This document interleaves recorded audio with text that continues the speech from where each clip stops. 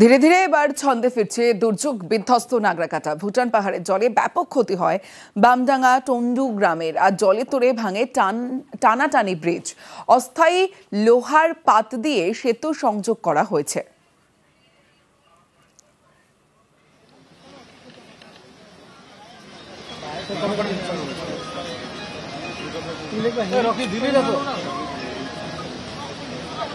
উনি বসে বক্তব্য রাখছে, সেই ভিডিও আছে আমার কাছে, ভিডিও আছে, ছবি আছে।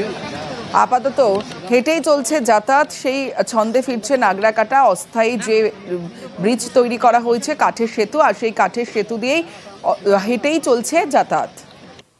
গাঠিয়া নদীর পার রক্ষায় তৎপর প্রশাসন। চলছে পাথর বাঁধার কাজ।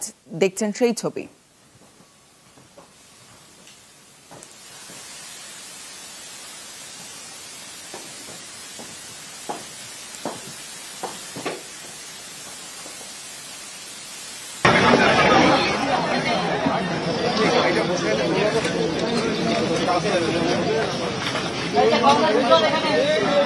নাম্বারটা শেয়ার করো।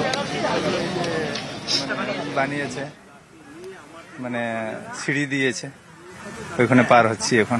কতটা সুবিধা হচ্ছে এখন? অনেক সুবিধা হয়েছে এখন। আগে তো নিচে থেকে পার হতো বোর্ডে, নদীতে। এখন তাহলে হাঁটা পথেই পেরোচ্ছে? হ্যাঁ হ্যাঁ হ্যাঁ। তো নদীতে কি কাজ চলছে? কাজ, বাঁধের কাজ। হ্যাঁ হ্যাঁ হ্যাঁ। তো এই যে যোগাযোগ মাধ্যম ঠিক হয়ে যাচ্ছে, এ থেকে আপনাদের কতটা সুবিধা হচ্ছে?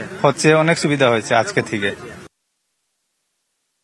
বামনডাঙ্গা টুন্ডু তো সড়কপথের যোগাযোগ বিচ্ছিন্ন ছিল, খুবই অসুবিধার মধ্যে সেই এলাকাগুলো যে ক্ষতিগ্রস্ত হচ্ছে, টুন্ডু বামনডাঙ্গা, সেখানে যোগাযোগটা প্রায় বিচ্ছিন্ন হয়ে গেছিল। প্রশাসন খুব তৎপরতার সহিত সেখানটা একটা পায়ে হেঁটে যাওয়া যোগাযোগ ব্যবস্থা করে দিয়েছে সুন্দরভাবে। আর যেগুলো ক্ষতিগ্রস্ত হয়েছে, সরকার তাদের পাশে আছে। ছন্দে ফিরছে দুর্যোগ বিধ্বস্ত নাগরাকাটা। আর বিধ্বস্ত নাগরাকাটা ঘুরে দেখলেন আমাদের প্রতিনিধি রকি চৌধুরী।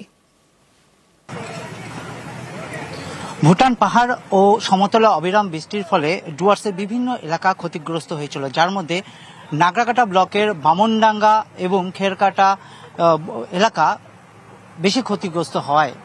এখানকার যে একটি পুল ছিল গাঠিয়া নদীর উপরে, সেটাও ভেসে যায়, যার ফলে সম্পূর্ণভাবে যোগাযোগ বিচ্ছিন্ন হয়ে পড়েছিল এই এলাকা।